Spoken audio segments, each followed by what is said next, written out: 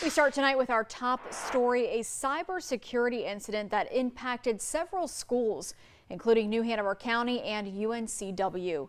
A major hack targeted Canvas, an online learning platform used by thousands of schools across the country.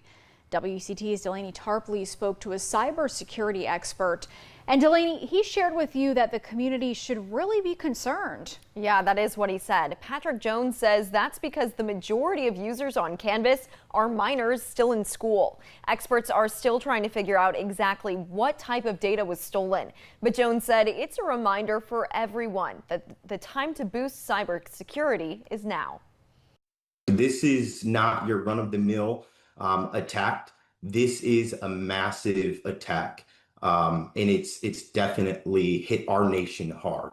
More than 9,000 schools across the globe affected by a data breach on Canvas. It's a popular education platform where students can contact their teachers, submit assignments, and access their grades. For a lot of the schools, it was finals time, right? So now that literally limited the students' ability to then speak to their professors, submit assignments, submit finals. So Patrick Jones is the vice president of Logically. It's one of the largest cybersecurity services companies in the United States. He says the group behind the attack, called Shiny Hunters, follows a specific pattern. Their playbook is simple: steal data, create public panic, and pressure the victims to pay.